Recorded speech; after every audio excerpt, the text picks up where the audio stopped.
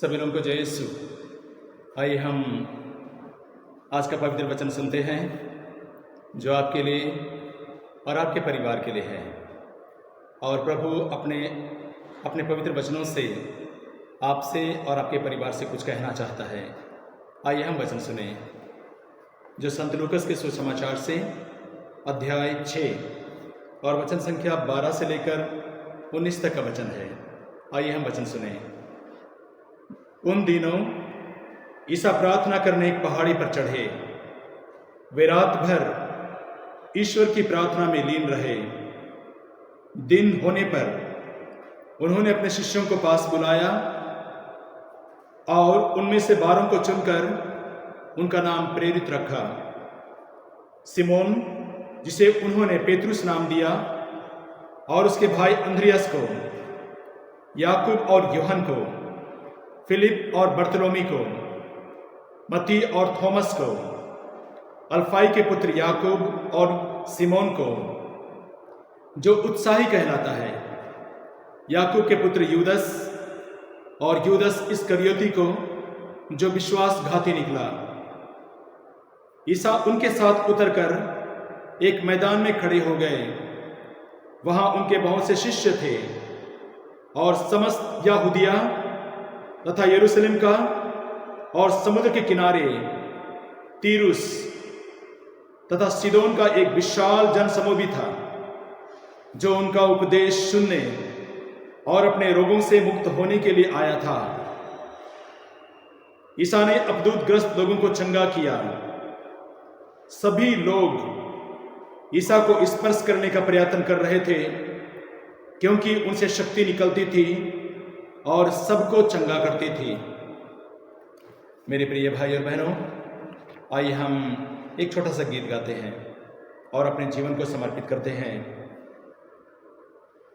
आराधना हो यीशु की, स्तुति मेरे प्यारे यीशु की। आराधना हो यीशु की, स्तुति मेरे प्यारे प्रभु की। हर एक सांस मेरी महिमा गाए तेरी। हर एक सांस मेरी महिमा गाए तेरी। आराधना हो यीशु की, स्तुति मेरे प्यारे प्रभु की। तू है हजारों में प्यारा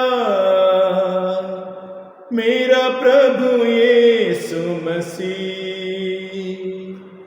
तू है हजारों में प्यारा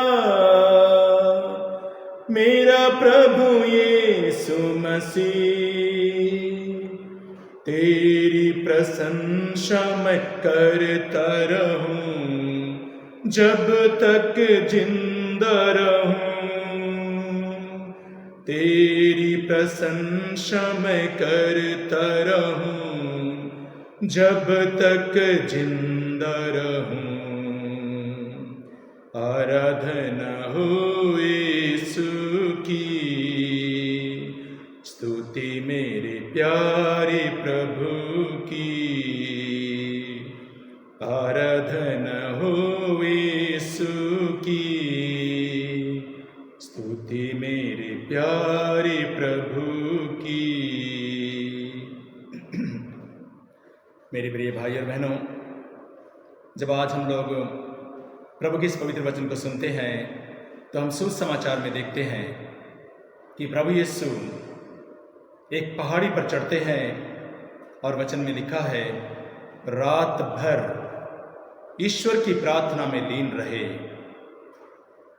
प्रभु यीशु एक बड़े फैसले और निर्णय करने के आगे प्रभु यीशु पहाड़ी पर चढ़ते हैं और पिता से रात भर प्रार्थना में लीन रहते हैं।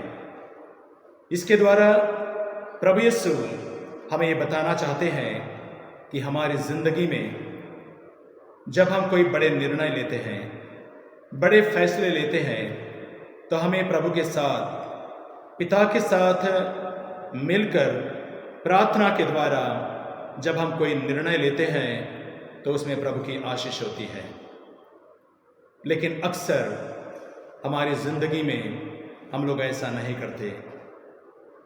जब हमारी ज़िंदगी में हमको कुछ फैसला लेना पड़ता है, जब हमारी ज़िंदगी में कुछ निर्णय लेना पड़ता है, तो हम लोग समझते हैं और हम ये सोचते हैं कि हम तो समझदार हैं, हम तो ज्ञानी हैं, हम तो अनुभवी हैं और हम बिना ईश्वर से जुड़े, बिना प्रार्थना किए हम निर्णय लेते हैं, फैसला लेते हैं और हम आने वाले जीवन के लिए भविष्य के लिए कदम उठाते हैं।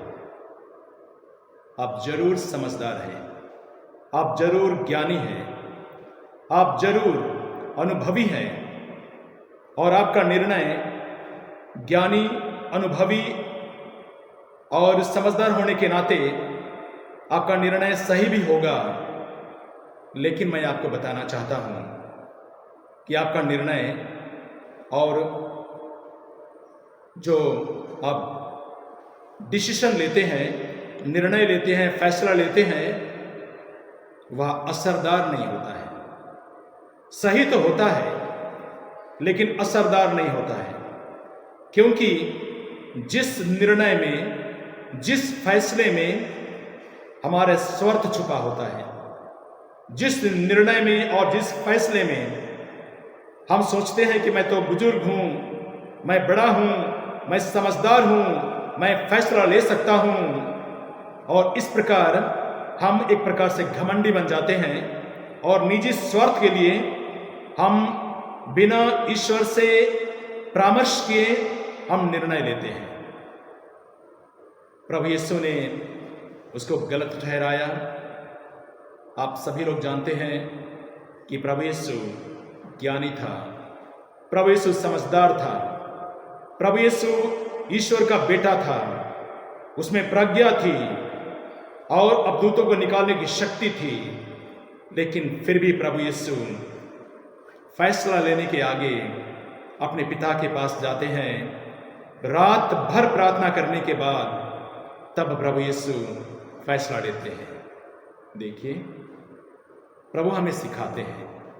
हमारी जिंदगी में भी हम सबों को इसी प्रकार करने की जरूरत है। बड़े फैसले लेने के आगे हमको प्रभु से परामर्श करने की जरूरत है, प्रार्थना करने की जरूरत है।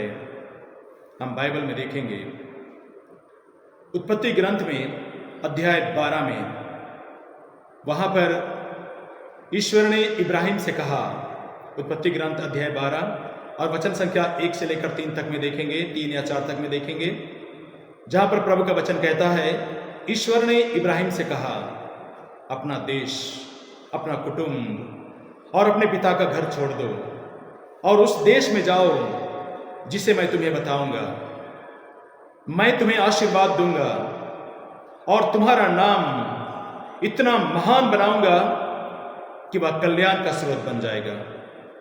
जो तुम्हें आशीर्वाद देंगे मैं उन्हें आशीर्वाद दूंगा और जो तुम्हें शाप देंगे मैं उन्हें शाप दूंगा। और ईश्वर इब्राहिम से कहता है कि इस प्रकार तुम्हारे द्वारा पृथ्वी के सब वंश आशीर्वाद प्राप्त करेंगे। देखिए, जब इब्राहिम को ईश्वर ने कहा अपना देश, अपना कुटुंब और अपने पिता का घर छोड़ दो, तब इब्राहिम 75 वर्ष का था। वो ज्ञानी था, बुजुर्ग था, समझदार था, अनुभवी था। फिर भी उन्होंने ईश्वर के निर्णय को अपना निर्णय समझा, ईश्वर के फैसले को उन्होंने अपना फैसला समझा। और हम जानते हैं, जब इब्राहिम ने ऐसा किया तो ईश्वर ने उन्हें संतान का वरदान दिया इब्राहिम को इतना आशीर्वाद दिया कि इब्राहिम सभी राष्ट्रों का पिता कहा जाता है। और इब्राहिम के उसी वंश में नबी उत्पन्न हुए, राजा उत्पन्न हुए और इब्राहिम को ईश्वर का आशीर्वाद प्राप्त हुआ। तो मेरे प्रिय भाई और बहनों, आज के सुसमाचार के द्वारा हम लोग देखते हैं प्रभु यीशु पहाड़ी पर चढ़े और पिता के निर्णय को अपना निर्णय समझा और पिता के फैसले को अपना फैसला समझा, क्योंकि संत यूहन्ना के सुसमाचार में अध्याय 5 में और वचन 26 में लिखा है, प्रभु का वचन कहता है, पिता ही जीवन का स्रोत है और उसने पुत्र को भी जीवन का स्रोत बना दिया है। तो हमारे जीवन में सब कुछ का स्रोत पिता है। और जिस प्रकार प्रभु यीशु एक बड़े निर्णय लेने के आगे, फैसला करने के आगे, शिष्यों को चुनने के आगे और रात भर प्रार्थना किया, जो वचन में लिखा है संत यूहन्ना के सुसमाचार में अध्याय 5 में और वचन 30 में लिखा है, जहां प्रभु का वचन कहता है, मैं ईश्वर ही सब कुछ का निर्णय करता है, मैं जो सुनता हूं मैं वही करता हूं, मैं अपने से कुछ नहीं करता, प्रभु यीशु कहते हैं। और इसके बाद प्रभु यीशु कहते हैं, जिसने मुझे भेजा उसकी इच्छा पर चलना, यही मेरा जीवन, यही मेरा मकसद और यही मेरा भोजन है। और प्रभु यीशु इस प्रकार जब उन्होंने यह बड़ा फैसला लेकर पिता के साथ जब परामर्श किया, तब आगे देखते हैं जब वो मैदान पर अपने शिष्यों के साथ नीचे उतर आया तो बहुत बड़ी भीड़ प्रभु की प्रतीक्षा कर रही थी। और उस भीड़ में प्रभु यीशु से इतनी शक्ति, इतनी सामर्थ्य निकल रही थी, क्योंकि उन्होंने पिता के फैसले को अपना फैसला समझा, अब पिता के निर्णय को अपना निर्णय समझा।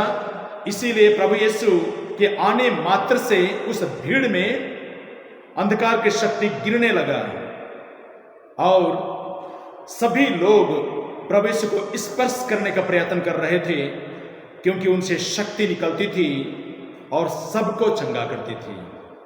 देखिए, हम बड़े हैं, हम बुजुर्ग हो सकते हैं, हम समझदार हो सकते हैं, हम ज्ञानी हो सकते हैं और बड़े बड़े फैसले हम खुद ले सकते हैं, लेकिन हमारा फैसला, हमारा निर्णय जरूर हम ले सकते हैं और आपका निर्णय सही भी होगा, लेकिन आपका फैसला और निर्णय असरदार नहीं होगा। प्रभु यीशु ने हमें सिखाया, जब हम निर्णय लेते हैं, पिता के साथ जुड़े रहते हैं, तो ईश्वर का आशीर्वाद होता है और हमारे निर्णय में ईश्वर का आशीर्वाद के साथ वो असरदार भी होता है। मेरे मित्रों, आज जब हम प्रभु के इस वचन को सुनते हैं, तो मैं आपके लिए और आपके पूरे परिवार को ईश्वर की ओर उठाता हूँ और आपके लिए प्रार्थना करता हूँ कि जब भी आपके जीवन में आपको और आपके परिवार के लोगों को बड़े फैसले लेने पड़ते हैं, तो प्रभु आपको आशीर्वाद प्रदान करे और आप प्रभु से परामर्श करने के बाद आप सही निर्णय ले सके।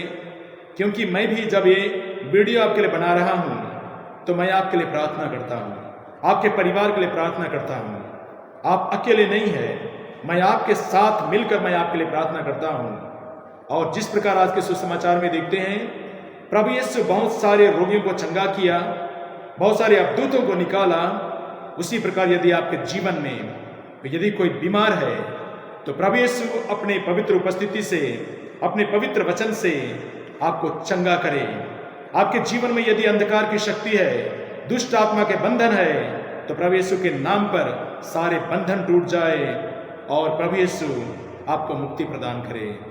Hallelujah, hallelujah, hallelujah. सभी लोगों को जय यीशु।